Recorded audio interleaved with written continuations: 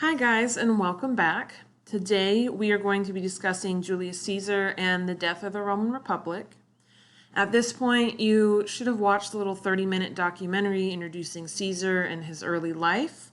And today we're just going to kind of pick up right with the formation of the first triumvirate and kind of go through the events leading to the demise of the Republic. Now, keep in mind, this is a general overview, okay? So there's not a lot of in-depth information. I will provide additional resources for you to kind of explore this because it is basically one giant soap opera, okay? So if you haven't watched that first video, I recommend you go back and take a look at that before starting here, okay? So, like I said, starting with the first triumvirate, it is going to be an alliance between among Caesar, Crassus, and Pompey. Just a little side note, I'm going to apologize. My computer's been very laggy today, so if it gets stuck, just bear with me. Anyway, triumvirate's going to be an alliance between Caesar, Crassus, and Pompey. It's going to last from between 60 BC to about 53 BCE.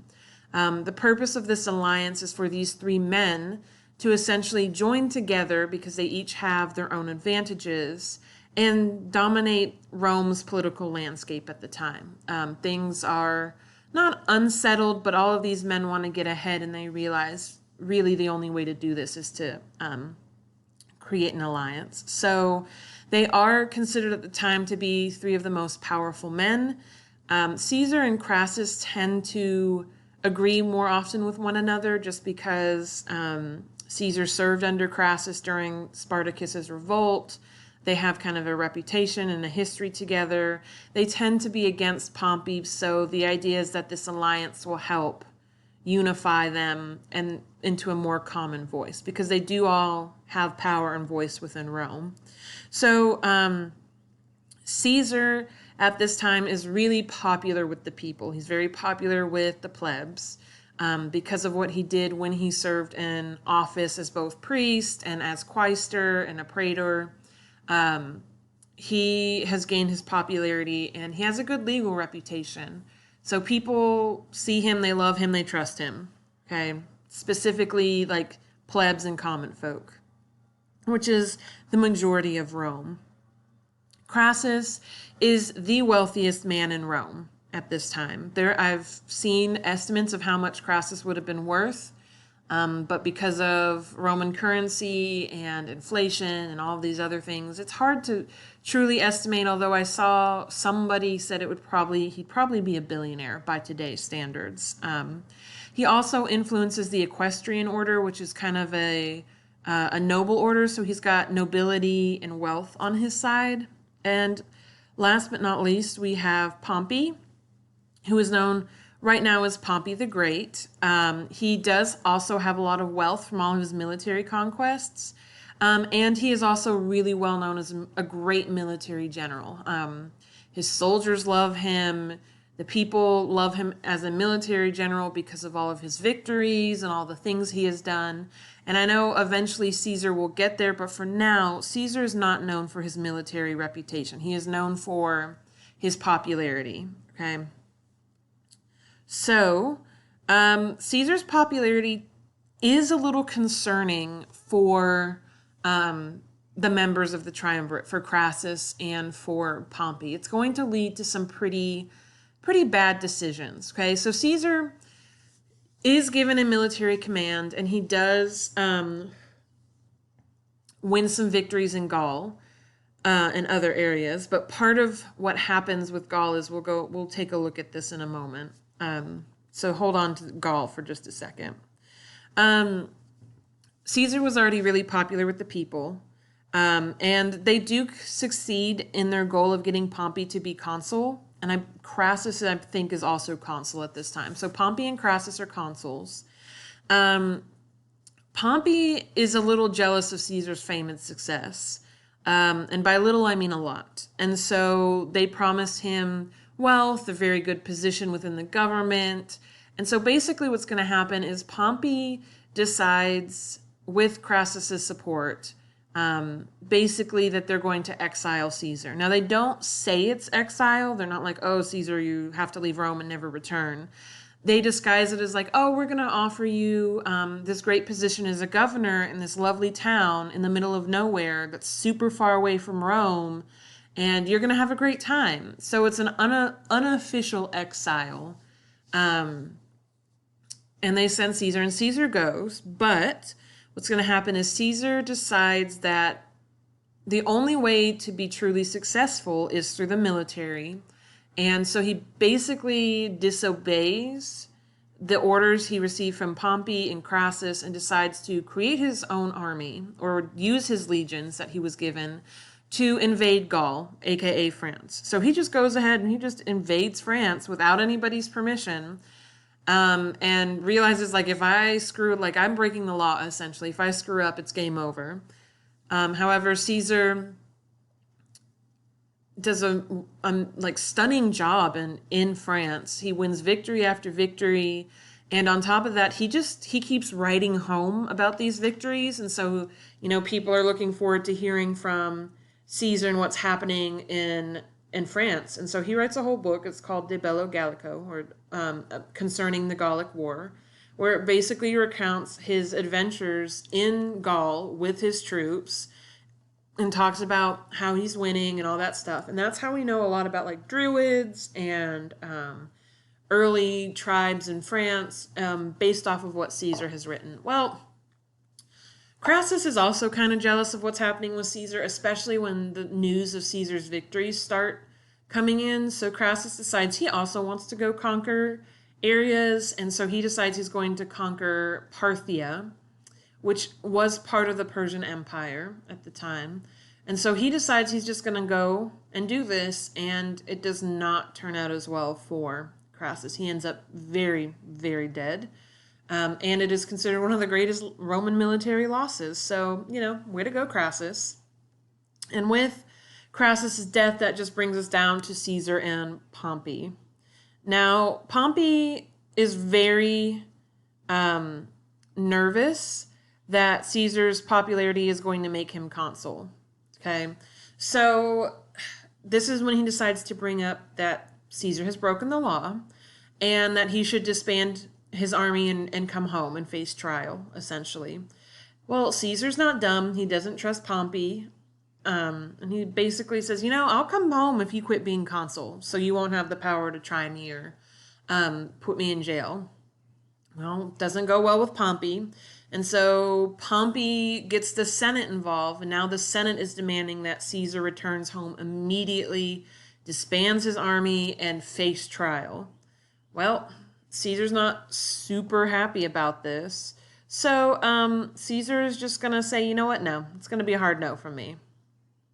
Okay. And he is going to take his armies from his legions from Gaul, and he is going to march into Italy. And he's going to cross over this river called the Rubicon, which is super important for Italy at the time because the Rubicon has always served as the border for Italy. So if you cross the Rubicon River, that means you're bringing war into Rome. That is your intention. Okay, so normally what would happen is, you hit the Rubicon and then you disband your legions and then everybody goes home. But Caesar does not disband. He leads his armies across this river. It is a sign of war, and it is treason. So with this action, Caesar has committed treason, and famously he says, Ilia Iacta est, which means the die has been cast. Basically, once you cross the Rubicon, there is no going back. And you might have heard that as a phrase before, like crossing the Rubicon. You're not coming back from this. And Caesar has made his decision. He's thrown his dice. It's all up to fate now, whether or not he is going to be successful. Because if he is not, he will be executed for his crimes. So a lot on the line here. Well, we already had a civil war a couple years ago between a guy named Sulla and Marius, but now we're about to kick off the second civil war, which comes down between Pompey and Caesar. Right? When Caesar crosses the Rubicon, Pompey and the Senate flee. They leave Rome, thinking that if they abandon Rome, Caesar will take up what he wants there. He'll take Rome and it'll be fine, while the power is actually elsewhere. Additionally, a lot of Pompey's army is stationed in Macedonia and parts of Greece, so he flees to Greece to go raise his legions there. But much to their surprise, Caesar does not stay in Rome. He follows them into Greece, and they have a fight in Greece. They have several fights in Greece. If I remember correctly, it's the Battle of Pharsalus that Pompey is defeated. And everybody is really, they're like shooketh right now, because Pompey is supposed to be this great military general. He has well-trained legions, and then Caesar with his like little ragtag army that's marched all the way from France into Greece is now here and has kicked their butts. So Pompey is going to flee, and he is going to go to Egypt to seek help from the Pharaoh in Egypt. Now, little does he realize there is currently a civil war in Egypt as well. Okay, so in Egypt, the Pharaoh Ptolemy is fighting against his sister Cleopatra. Okay, they are married because remember, pharaohs marry their siblings to keep the bloodline pure. Both Ptolemy and Cleopatra are technically Greek. That comes down from Alexander the Great. Okay, and it's not going well for anybody in Egypt. And so Pompey is going to reach out to Ptolemy, who he sees as the rightful heir to the throne in the current power in Egypt. And he's going to reach out to him and ask for assistance. And basically, Ptolemy is like, oh, I don't know. Like, I know you're a great general, but you did just lose to Caesar. And that wasn't supposed to happen. And honestly, I don't really know how I want this to happen. And they know that Caesar is hot on Pompey's trail. So Caesar is going to be in Egypt very, very soon. And Ptolemy decides, you know what? No. So Ptolemy kills kills Pompey. They behead him. And then they wait for Caesar and his men to arrive. So Caesar continues to Egypt. They get there, not realizing that Ptolemy has already killed Pompey. And so Caesar arrives and he's like, hey, I'm here just for Pompey. I'm not really here to get involved with whatever you and your sister are doing. I just need to fight with them. Pompey, please. And so Ptolemy presents Pompey's head to Caesar as a gift, hoping that this will sway Caesar to his side. It does not. It backfires pretty heavily. And then when he realizes it backfires, Ptolemy arrests Caesar and is basically holding him captive. So, good times. So Caesar is being held political prisoner, essentially, while he is in Egypt. But we're going to have this little instance here where Cleopatra is very clever and manages to sneak into Caesar's, prison cell, which isn't really a cell. They're keeping Caesar in a really nice luxury tent, essentially. She sneaks in and strikes a deal with Caesar, and basically she uses Caesar's army to defeat her brother Ptolemy. And interestingly enough, Ptolemy dies in the Nile River while they're trying to escape Caesar. He's trying to run away, and he's wearing all this really fancy metal armor, and he drowns because he can't swim, and his armor is heavy. So, what a way to go. So with Ptolemy dead, Caesar basically makes Cleopatra pharaoh.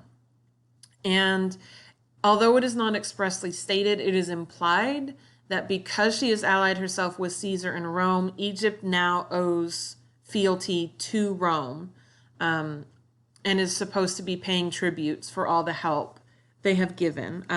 And famously, they do have a relationship together. I don't know if he actually falls in love with Cleopatra. I would say she falls in love with him, but he is known as a little bit of a player.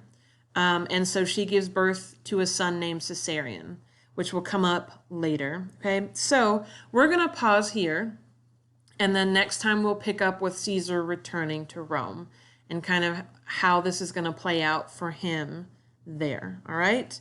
So I'll post this here on Schoology for you, and then there will be a couple little questions for you to answer, and then we will move on.